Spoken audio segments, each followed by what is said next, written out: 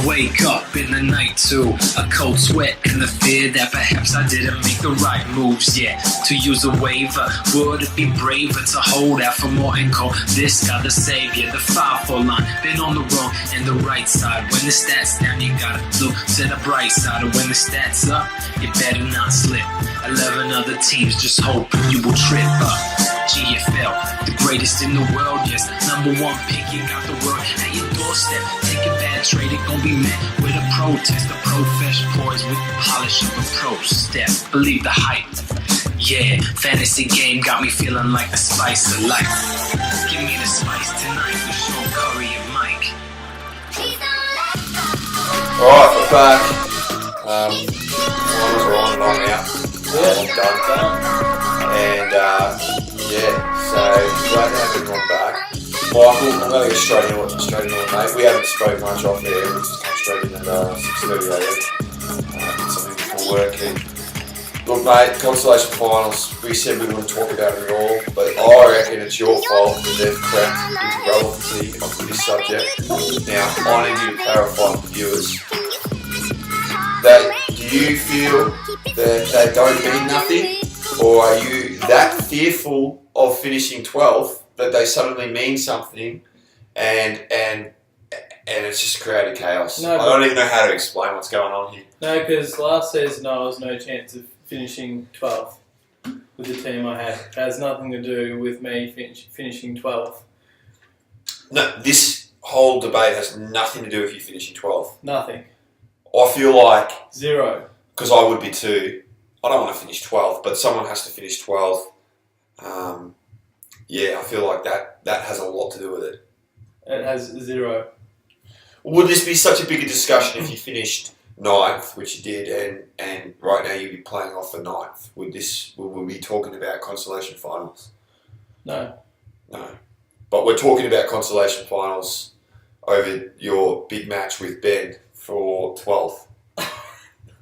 Oh, it's not a big match. Well, there's 200 comments about that match, and there's like 5 comments about Joel and Willow's match. 200 comments. Or maybe exaggeration. Either there's 2 scenarios. One, people are baiting me to get a reaction. Why are you giving them that reaction? Knowing that they're trying to bait you as one of the options. I don't know. Okay. Because there's 200 comments flying around, meaning it's a hot subject. It's forced its way onto the spice. Had to address it. Someone's going to get a spoon. And it's Josh. And it's Josh.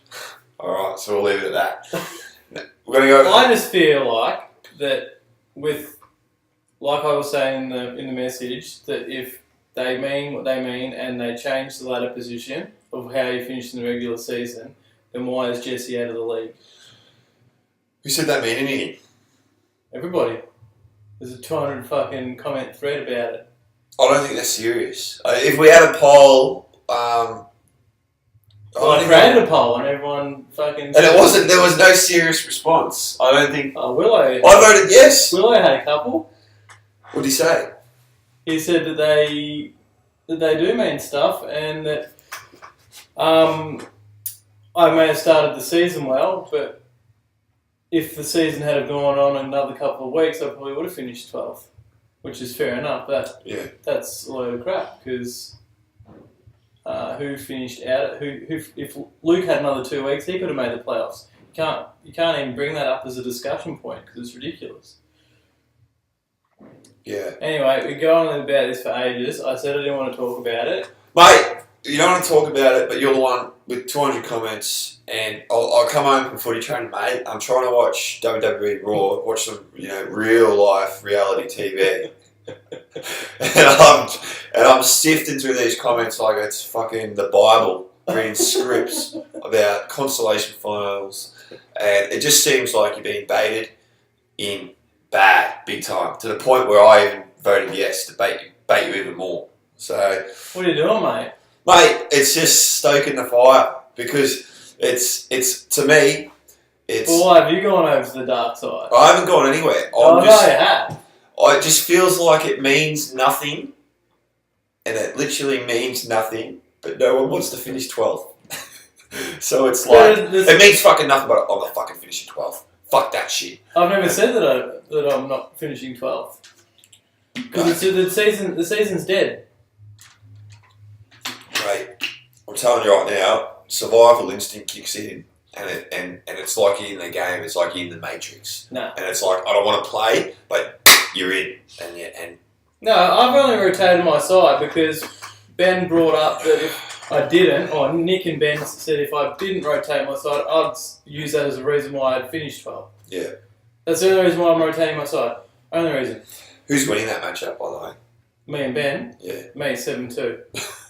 So you might, yeah. And I've got three players injured that I would be dropping, and I would be using the waiver wire. If it means something, then don't have it so you can't drop anybody. I think Joel doesn't have Yahoo controls the consolation finals yet. Not Joel. You can't change. You can't switch the consolation finals off.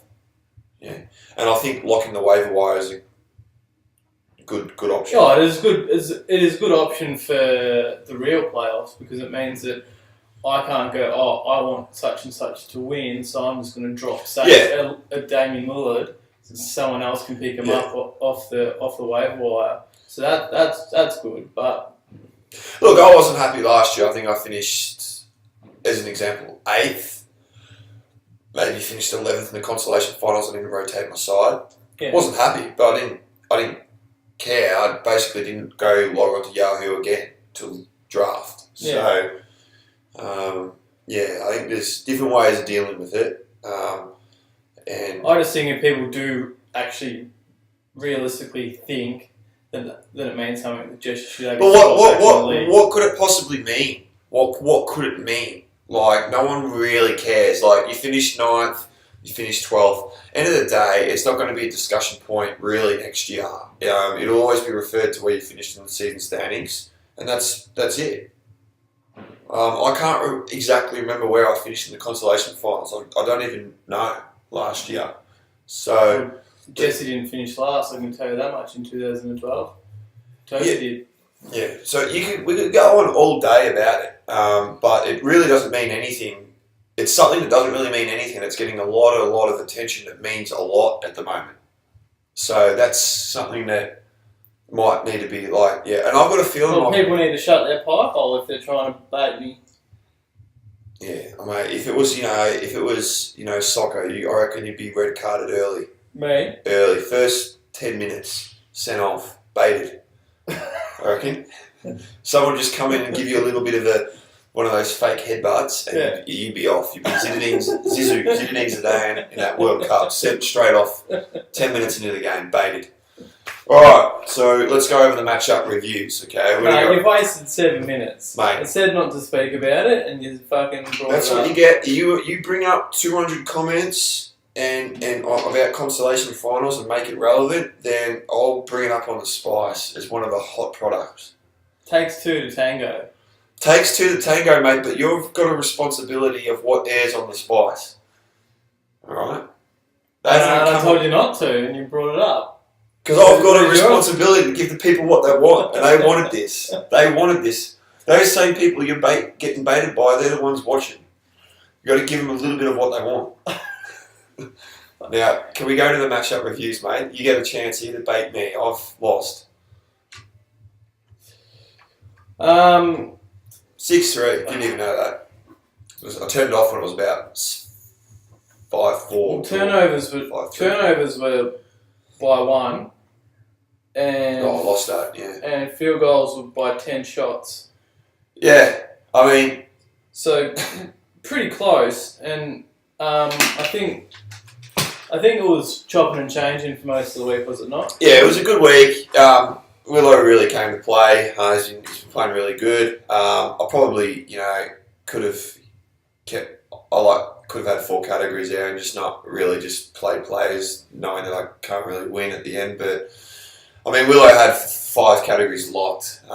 Blocks, couldn't get near. Steals. He just rebounded really well this week. But the main one really is his efficiency, his percentages. Yeah. Field goal and free throw. Pretty much, if I get one of those, whoever gets both definitely wins. And if I could have got one of those, I could have won.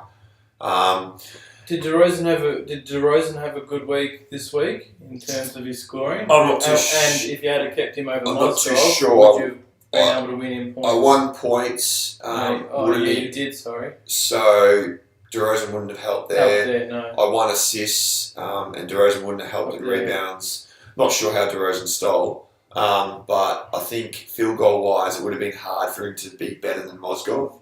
Yeah, Mozgov was 66. Yeah, so for matchup purposes, I probably needed more games out of Mozgov, who only had 3. Now, and how was that him talking to answering in Russian? In Russian, Yeah, and she didn't even pull him up on it. Now, just pull up Jameer Nelson. So who, which team is he on? Left, there. So yeah, I mean, I'm trying to get either field goal or free throw, and yeah, I know I'll get to it. I'm trying to get field goal or free throw basically, and all I need is kind of Willow during the week to just have some bad games to lower his percentages. And it literally never really happened. He might have had one player here or there amongst maybe 5 players shooting over 50% in a day, you know. And then it all started with his first ad, and I looked and who I looked at getting Jameer Nelson.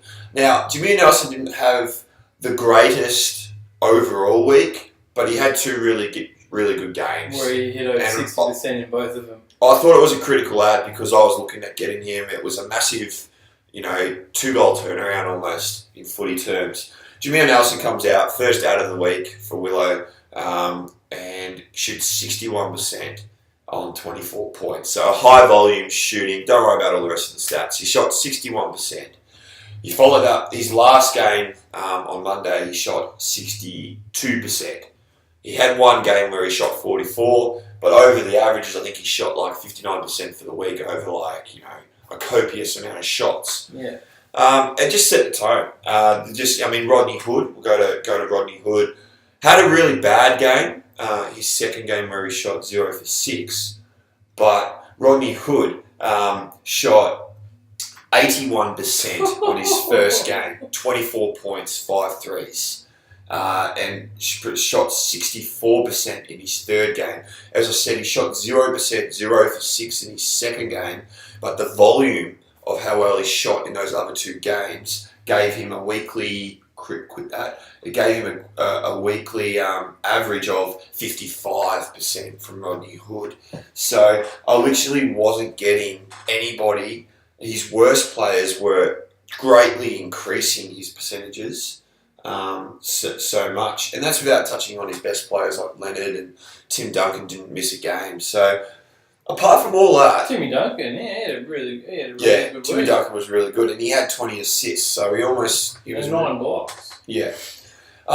So apart from all that, put it all aside, I think Enes Kanter was his best player. He refused to. Hasn't he been good since he's gone to OKC? Yeah. I mean, look at his efficiency. 100% free throw from about 8. 64% field goal on 68 points. So he basically was just, a solid game better than Mozgov this week, which is critical. And he had double the rebounds. He had 35 rebounds. So rebounded for him, scored, efficiencies were off the chain. Millsap shot 50%, 80% free throw. So had a lot of turnovers from LeBron.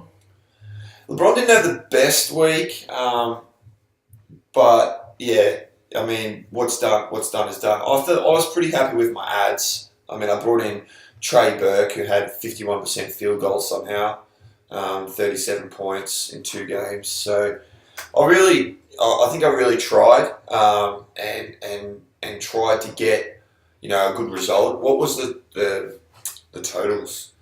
I mean, I've shot 48% for the week. I can't shoot much higher than that, to be honest, with the team I've got. So I couldn't have pushed that more. I maybe could have pushed free throw from 77% to like 78, but Willow shot 79.6. So you had a couple of guys shooting 60s and 50s. Yeah. Oh no, Trey Burke, 25. Yeah. But he only had 2 games, and he might have only taken a couple of shots, I reckon. I don't reckon he would have had many shots. Yeah. He might have had maybe he made like, 2 out of 8 or something. So there was literally just no way of getting one of those two categories, which for Willow, is fantastic the way his team's playing. And how he managed to get there is beyond me, and now he's advanced. Yeah, he made good trades. I mean, he restructured his team. I think getting Leonard in helped. Getting Cantor off me as not necessarily a throw-in, but as one of the later pieces, getting Cantor. Cantor's really helped. He's just consistent on what he does, Cantor, at the moment. Rebounds, field goal, and points. Yeah. And it really helps. And Tim Duncan hasn't missed a game. Played every game this week. He probably missed a game against Joel. But yeah, that hurt. You got Millsap, and Kevin Martin had a big week. Helped his free throw and had 82 points, 9 threes. So I was pretty happy with how my team played. It was just percentage-wise, it was, nip and tuck and could have gone either way to an extent. One little mistake or hindsight was it's really hard to come back and grab the percentages. So if you're 10 shots behind, it's really hard to gain 10 shots and take the lead. But it's much more easier if the other team drops if drops its field goal and misses shots. They can lower it really quickly. Yeah. Okay. So it was kind of like, I kind of knew what Willow had the advantage. He could just wait before game time and bench players. I'd kind of creep over the turnovers. In hindsight, one of the players I benched was Gallinari, who shot, if you click on that, I didn't play him on Monday, and he shot 40 points on 90% free throw and 57% field goal. If I had played Gallinari, I don't know what would have happened with the field goal.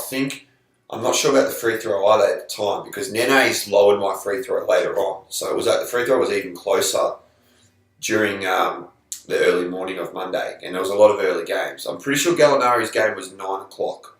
Could be wrong. And there was later games at 12. Chandler Parsons was at 12.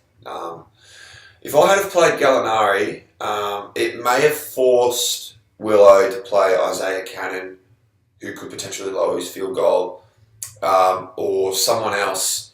There was one other player. May have forced Willow not to be as comfortable, because I feel like with that amount of volume, 40 points, I may have been able to take the field goal category. When I've got the category, I'm in front. I would have been very comfortable just benching my players and saying, if you win it, if you go forward and make the shots and go in front of me, you have it. Yeah. You win. But I reckon... Would we want to look at how many shots he took? Yeah. I mean, it's just hindsight. He took a lot of... 40 points is a lot of shots. So he's taken 12 of 21. I'd have a 10 of 11 free throw. Oh, God. Yeah, I'm not really good at maths, but that's a lot. Well, keep in mind, I'm 2% off free throw, and Nene missed about 4, which means that if Gallinari did that, I'm not playing Nene. Yeah. No way. And the 12 shots get you 21. So basically what I'm saying is there's a chance that I could have been 5-4. I would have just benched my players. Chandler not play. And it's because it's much harder to catch up and get in front, because you'll have players at that, because it's Monday. Yeah. You'll have players putting your field goal up. You have shots putting it down. It's really hard to climb it up unless you've got your elite players. And we didn't really have any elite players playing on that day. But I mean, that's a managerial mistake by me. I benched Tolliver, who went 0 for 8 or something. So I saved myself from wiping out completely by benching him. I had to be mindful of the turnovers as well. But if I had my chance, play Gallinari, bench Nene. Could have been a different story. Nene missed about 4 free throws. Gallinari made 10. That's 14 free throws there made. And then the field goal. I think Nene shot shit house on field goal. So congratulations to Willow, who deserves to be facing Joel this week. Yeah, keep rolling, Dave. And I mean, as I've spoken to Joel has a lot of games this week, so it may have been a tough ask to beat Joel this week. Yeah. The other thing is playing Willow. We've had to disassemble our side somewhat to try and beat it. You know, I've got Tolliver in my side. He's got players in his side that he probably doesn't need against Joel. Players like Jimmy Nelson who are good, but you know. But at least now he can drop and re-add. But it's still, you know, Joel still gets to sit back and have 4 adds. Yeah.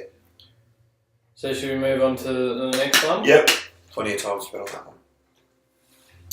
Basketball and Fellowship, just as close by the looks of it. I didn't have time to follow this, but I mean, Barnes won rebounds by 6. And free throws by 10. Pretty close. Sorry. Yeah. Yeah, free throw. I mean, Toby really gave it to Nick here and could have easily have won. Toby was pretty active on the ads. I saw him pick up Harrison Barnes during the week. Carlos Boozer. He was definitely trying to push his team along. I mean, basketball's probably Toby's a pretty good rebounding team. So Kevin Love had a pretty quiet week. Greg Monroe's cost Toby basically the advancement there in a nutshell. Simple as that. You play Greg Monroe and you basically you go on. Is that yeah. Well, because the rebounds by Monroe would have got an easy. How many games would he have played? Oh, what does it? He only needs 6 rebounds and he probably averages 9. Yeah. So 10. Yeah, a 4-game week he missed all 4. Yeah, and he averages 10 for this. 10, yeah, I 10 mean it's no doubt there. I reckon Toby would have gone through with Monroe by the looks, but I mean Nick's done well to stabilise his side. I mean you'd be happy with 14 blocks from Whiteside in any playoff matchup. And look at Westbrook again. Is he ever going to slow down? Not this year. No. Bledsoe 10 steals. Yeah. So between Westbrook, Teague, and Bledsoe, he had 34 steals. 13 blocks from Henson. Jesus Christ. With Whiteside, he's had 59 blocks, Barnes. So 13, 14, that's 27. How many did he? Yeah, those 2 players won in blocks. Yeah, so I think Toby's had a pretty good season here. And a little bit unlucky not to be advancing. Having said that, Nick's got a really good side, and Toby's done pretty well to be this close up against the powerhouse of Nick, I reckon. Yeah. Toby didn't look even likely to make it at one stage, make it into the finals at one stage. So what's concerning is you probably would have liked Nick's team to be able to shoot the free throw and shoot the threes a little bit better. I don't know his strategy and whether he's forfeiting categories or anything, but I think against Toby, pretty simply, if your guards can hit their free throws or if you can win that category, it's a 6-3, it's done. And if Toby took rebounds, you win 5-4. Yeah. So I think free throw, I would have liked Nick to win. Going into playoffs, you're going to have to be strong in more than almost 6 categories, really, because you can, if you're strong in 7 and you lose 2 of them, you got the 5-4 win. So you just need to cover a few more bases playoffs. But by looking at that with White, Nick's going to be a tough matchup for Nelson. It's a big matchup in the round, I reckon. Yeah, definitely. Because they're 2 powerhouses. Yeah. And one of them goes down. One of them loses this week. Yeah. All right. With that done, we're going to go and review 3 teams. Probably not spend as much time on them as previous. I think we were spending like 10 minutes, over 10 minutes last week. So that's a lot of time. Might try and cut that down. Yeah. The first team that we're going to review is yours, Michael. Yes. All right. Now, I'll go very simply. I thought, what pick you get? 8? 10? 10. Yeah, so you get informed you got pick 10 and you're a bit unhappy at the time. At the start, yeah, I was pretty unhappy. Pretty unhappy, and I'm thinking, yeah, who had number 1? Luke had number 1. What do I have? Number 5. I was reasonably happy with 5. 10, it was like, yeah, I mean, you got a high pick. But when I was looking at the players, I thought, oh, it's not too bad. In terms of the people that could fall to me. The second round was pretty good. After I calmed the fuck down and actually sort of looked at it a little bit closely, I thought, oh, actually, I can sort of manage, even if certain players went before me, there was like I could still mould a good first 2-3 picks, I thought. Yeah. So to be very short, I'm considering whether I'm giving you a B or a B plus for your draft. I'm just going to go over it. I thought, John Wall and Lillard was a really good pairing. All right. Looking at it closely, pick round 3, round 5, round 6, round 8, round 11, round 12. The last. I'm not really worried about 12, 13. I probably could have picked a lot better than I can understand Boozer and Taj. I know Boozer doesn't do much, but he was going to the Lakers. You probably were looking for some kind of canter production with points and rebounds and field goal. Jeremy Lin. I was happy with Lin at the time. I thought that was a really good pick. I'm reasonably happy with your team, besides Pekovic. Yeah, and Deng picked 6. I don't even mind Deng because Deng was not too bad this year. So maybe not worth pick 6 when you got Butler at 7, but I think I'm reasonably happy with your actual draft. I think I'd give it almost a B plus. Yeah. Now you had the second best draft player in the league, Jimmy Butler, and you had Lillard and Wall, and you had Ty Lawson, who was a double with assists. And I'm pretty happy with your draft. Okay, so I think you've done well there. I'd give myself a C plus just on the back of a few players. That, looking at it, I probably could have done. I'll give you a B plus because I don't really rate the last 3 picks. You can just drop them and blah blah blah. So I'm almost not grading from 12 onwards. Don't care. I'm just going up to 11 because. But a lot of most people's last 3 picks weren't that good either. No.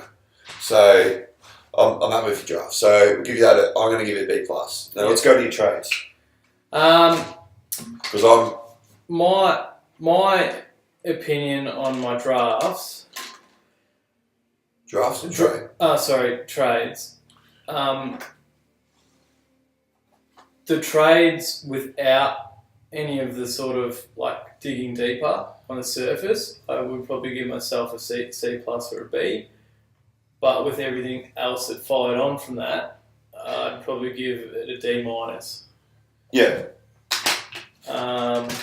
Now, I think the timing of your trades was poor. Yeah. Okay. So you'd have an injured player, and no one wants to hold an injured player, but it's very hard to move an injured player because no one's going to pay you value on an injured player. But also you got to look at my first trade was Lawson and Gortat for Jefferson and DeRozan. At that time, Jefferson was I think he was still that's healthy. True. Yeah, that's true. DeRozan was out for another 4 weeks. I felt like I was sitting second and I'd been rolling along quite comfortably, and I think that a few of my next matchups at that time had people missing. So I thought, doing the trade, I can sort of sit on DeRozan being injured for another 4 weeks. Yeah. Then Al Jefferson went down as well. And so I've lost two players in Lawson and Gortat production that are producing, even though Gortat started like his numbers was sort of dipping a little bit after the trade. But I gave away up 2 picks pretty much straight away, and I'm holding 2 players. Yeah, alright, so the logic of the trade there is fine. Yeah. But I think in fantasy terms, the wheel is always spinning. You have good momentum early, but it can change so quickly anyway. Yeah. Players can fall in and out of form. The Sully Beal trade.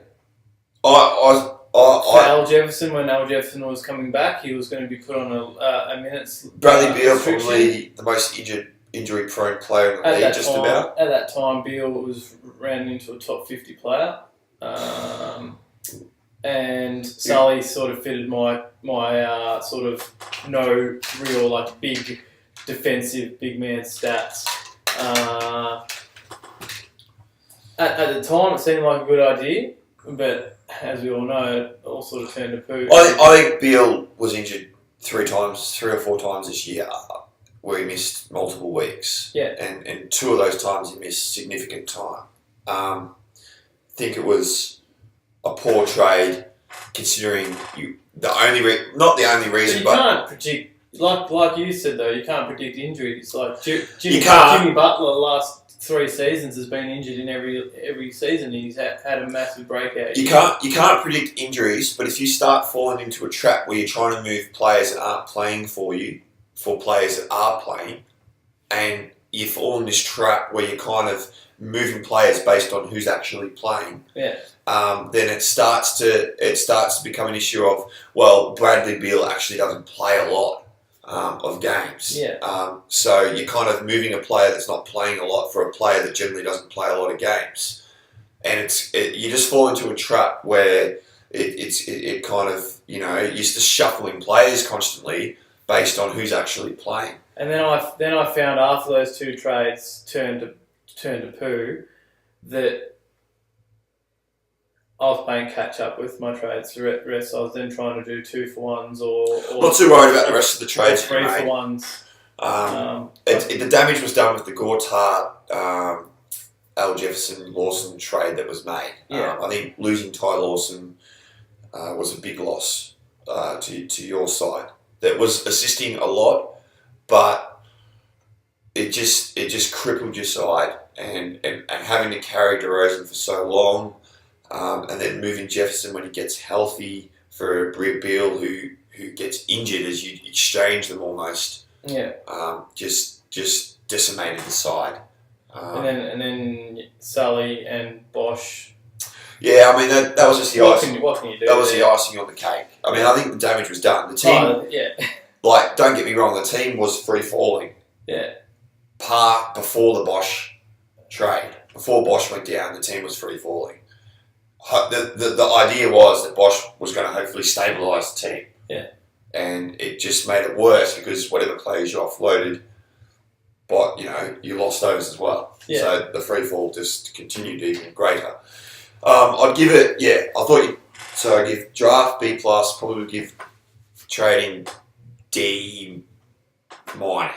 Yeah, I said D-. On the surface, I would have given myself like a C+ or a B, but with everything that happened... A bit of luck as well. I mean, if a few of those trades go your way, And Sully doesn't go down and Bosch doesn't go down. Yeah. So, and... At that period of time, I win my last 2 matchups and all of a sudden I'm playing playoffs. So... you need a bit of luck, and you could have maybe got like a C or a C+ even, but... Now, onto the waivers. Yeah. I'd probably be giving myself a B+. I can't give you a B+. I can't give you a B+ because you dropped Luol Deng when you should have dropped Jeremy Lin. And you dropped Mo Williams when you could have waited 12 hours. Didn't have 6 time. hours. Didn't have time. But you're putting pressure on yourself. You're saying you don't have time. Putting pressure on yourself. I didn't have time. I needed to win the matchup. Exactly. And it didn't win the matchup. At the start, though, with Deng, to save one cat, I probably could have held him. You should have just dropped Jeremy Lin. But the point is, I can't give you a B+ with... There was some other player. There was a third player. There was another player that you dropped that was half decent. I'm not going to be able to remember with the amount of ads you made. But who are some of your better ones to help sway me into forming a good... How do we do that? There's going to be... You made a lot of ads. You started off posting on Facebook about the Kevin Garnett ad, your first ad.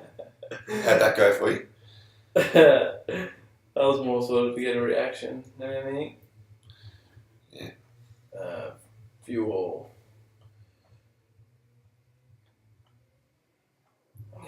Where am I?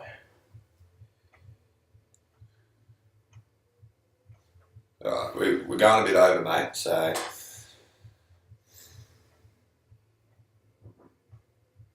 There's too many to sort of... Yeah. Can you name one player that you added that you thought was a good stalwart? Long term or in Just certain give us- matchups. So I remember I added Dennis Schroeder when Jeff Teague was Jeff Teague. Jeff Teague was out, so and I got some good production out of him. What, long term? No, not long term. Tim Hardaway before obviously he went down. I'm going to give you C plus. C plus. Yeah. Um, At least you were active, rotating your side, trying to find good players. yeah. But you didn't find a white side. You let go of like a top 75 player. I rode Maurice Bates for a while. It was really good. I added Devin Harris at a crucial point in time. Rode Patrick Patterson. He had like 3 good weeks. So by the sounds of it, just closing, you kind of added players on the basis of helping you win that particular matchup. Yeah. Okay. All right. So I'll give you C plus for the waivers, D minus for the trades, and B plus for the draft. Okay. All right. Next team. Next team. So we're going to go over.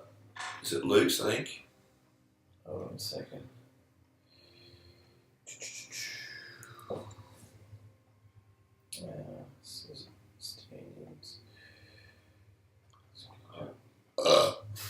We're getting there.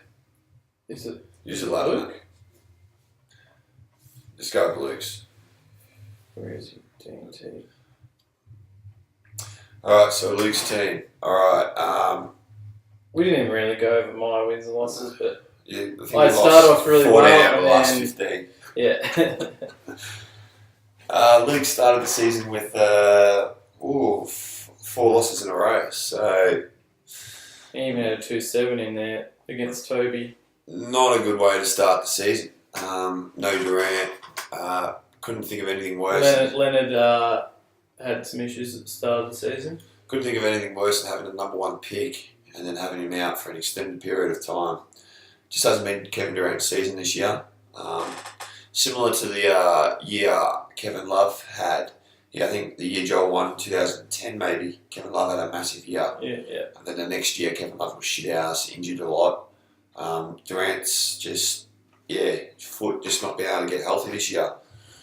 He might have to, that body might not be built for 15 seasons of basketball. He might have to reinvent his body a little bit. I need to eat some cheeseburgers. Just to get that durability up. So after 4 losses, he followed up with 3 wins. So there must have been a point there where he got Durant back. 6-3, 6-3, 7-2. But then he went with another 3 losses. So it was just... And an 8-1, that hurts. And then it's just been all in, all out for Luke. Started the season 3 losses, 4 losses, 3 wins, 3 losses, and then he's gone on a 6 win streak. So he wins 7-2 and then he loses 8-1. Yeah, and then followed up with a draw with Nelson, 2 losses in a row, and a win against Nick. Just pretty much in a nutshell, had no bargaining power when you lose Durant. Your number 1 pick so early for so long. So, Obviously, very good team with Durant, but you can't afford to have your best player from the start not playing. especially when your second pick is at the back end of the second round.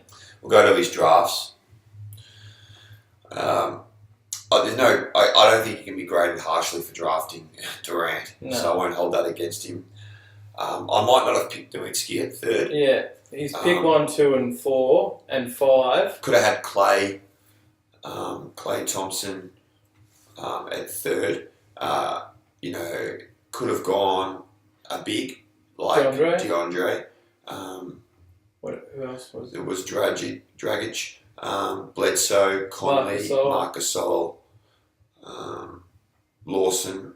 So, Nowitzki was a big that shot 3s, but I might have gone a different player at third. I'm happy with Leonard at second.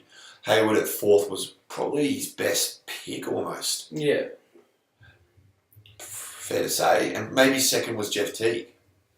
Actually, his pick of the draft was Brandon Knight.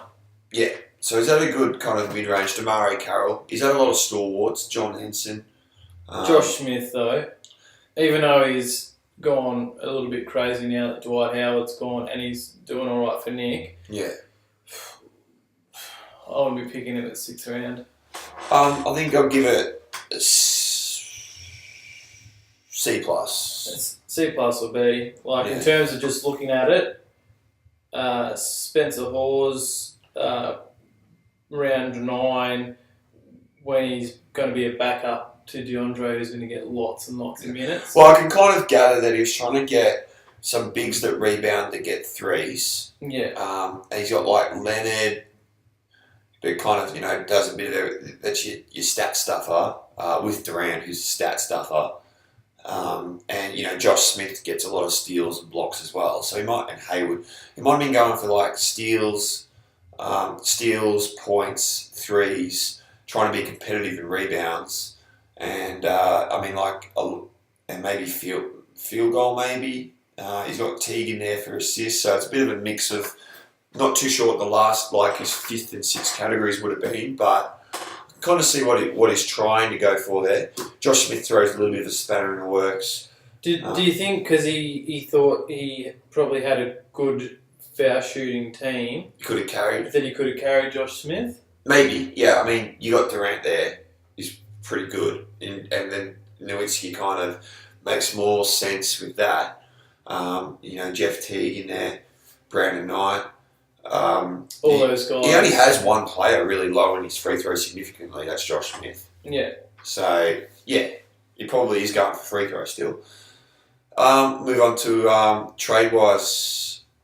I'm not too sure with the trades. Made a few. I know he traded Jeff Teague.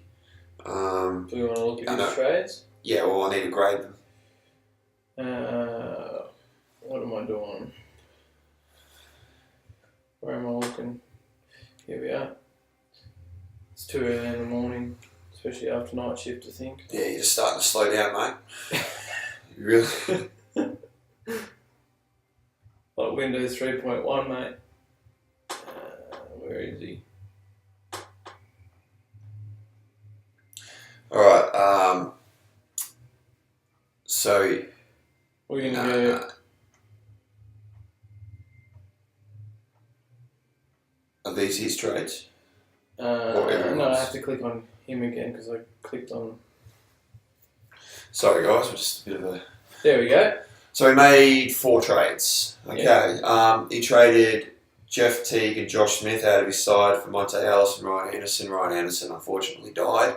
Yeah. So... At the time, that's a pretty good trade for both. And I reckon... Yeah, bit unlucky there. Bit unlucky there, yeah. He had the injury concern of Kawhi Leonard, and Brandon Knight was a really good player, and he got Al Horford and Dwayne Wade, which isn't too bad. I thought his worst trade was trading Mo Williams for Bradley Beal at a critical time for Luke to make playoffs. There was no need to take on Beal. Especially when Kemba Walker was out and Mo Williams in his first game went fucking back attack. He made a last-ditch effort like you did to try and make playoffs and traded Kevin Durant and Ryan Anderson, who was a waiver player essentially at that time, for Brandon Knight and Marcus Gasol, and I thought he did pretty good on the return. I actually think Luke won that trade and would have done really well had Brandon Knight not gone down as well. So it just goes to show in fantasy purposes that you can even win the deal and then the player gets injured. And he's the only player standing from that trade is Marcus Gasol. So, I mean, he's still done well, but not enough to win himself into playoffs. Trading-wise, I'll give him probably I reckon he's done pretty good. He's just been a bit unlucky. I might give him a B, but that Mo Williams for Bradley Beal trade was a bad trade because Mo Williams was balling, 17 points, 10 assists for 3 weeks, 2 weeks, 10 games. he was on fire, absolutely balling. Yeah. And even though it was a short amount of time, he only needed a short amount of time to get his team right. Yeah. Well, let's actually look at Mo Williams. Yeah, just the assists and points are just massive. I mean, even now, to this date, he's still playing very good. I mean, back then he was getting 14 and 14, 20 and 13, 23 and 10, 21 and 9, 20 and 8. So I'll give that, I'll still give him a B because I think the other trades were good. He probably should look to trade more because he has got some good deals for himself there. Yeah. If he can avoid that injury bug from receiving the players that somehow get injured, he might actually, do all right. But I think he's traded well enough overall to maybe consider trying to improve his team more so in the future.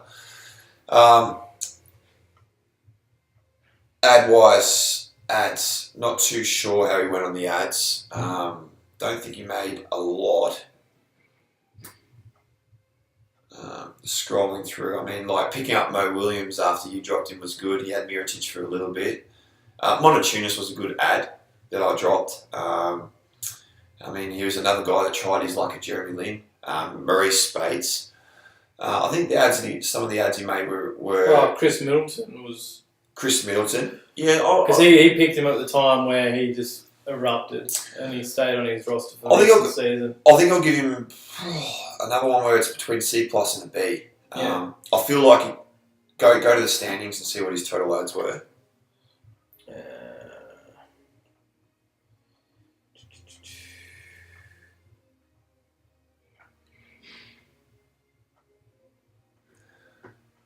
He's only made 34 ads for the year, so I can't really give a B on that. I'll give him a C+. I think the ads he made have been good, but there definitely would have been times where you're holding on to players that probably should have just rotated out. A waiver player is pretty expendable, meaning that it's very rarely that you get a wide side. Obviously, you're not going to drop a Durant because he's no. But I reckon maybe Jeremy Lin might have been held a couple of weeks too long. There'd be a number of players, 2 or 3 players you probably at times could have dropped for a favourable player. Yeah. 34, you want to be up around that 55, 60 mark, I think we mentioned last week. We're almost there. We're just going to wrap up and go over this week's matchups. Oh, we're not going to... No, you're almost asleep. Or? Hey? Nah, I think you've just about had it, mate. You're going to tuck me up in bed? Yeah. Alright, so we've got Joel playing Willow this week and Nelson playing basketball. So I think it's going to be hard for Willow to get past Joel. Joel's traded and loaded up so that his players have a lot of games at the right time. Yeah. So I think he'll have enough firepower to get through this week. I agree. But I mean, Willow's no walkover as well. No, he isn't. If you don't shoot well efficiently, look out. If you don't take a field goal or free throw category, at least one, look out. But I think Joel, with his free throw, he should get that category. And I couldn't possibly... Joel will have points covered, threes covered, assists covered, steals covered. Steals 4, and then most likely free throw. So probably go at 5-4. I think Willow will get turnovers, blocks, rebounds, and field goal. Yeah. So, he's just a bad matchup. Having said that, though, Joel's got a lot of high-volume shooters on his side, so if they shoot well, with high volume, you're going to win the field goal cap. Now, the big matchup of the round is Nelson and Nick. So, I don't know where to go on this one. I feel like Nick. I feel like he can do it. Yeah? Yeah. But, I mean, it's going to be pretty close. Let's delve into it a little bit deeper.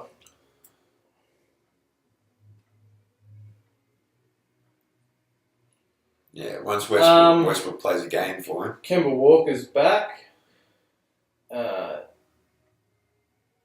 Tobias Harris, he's out, so that doesn't really help his cause. I mean, I think it comes down to Anthony Davis, whether Anthony Davis wants to play this week. Yeah. Simple as that. If Anthony Davis feels like he's able to play, then it could, very well be a massive shootout. Nelson was very good at constructing his side in terms of some of his players, like his bigs, he's then traded some other players away to bring in some more guards. So he's now got Chris Paul, John Wall, DeRozan. So he's bringing in guards to maybe sort of counter. There's two teams in Nick and in Joel who have guard sides. So maybe Nelson's trying to construct his team to be good at both. So to sort of give himself an even spread of stats. I think that's a good idea. Is Jimmy Butler back? Yeah, he just came back last game. Oh. Yeah. What a cunt. Well, he's been out a while. Yeah. He's like, I've had enough. I don't want to play for Michael anymore. Well, he's come back. Everyone else getting injured. I'm out. Second week of playoffs, so yeah. All right, guys. Pretty much going to wrap it up from here. We've gone 50 minutes, so quite a long session. More to review next week as far as the matchup results from these two. And we'll be into the final week, believe it or not. The season will be on its last legs, going into the fantasy finals. We'll see you then. See you guys.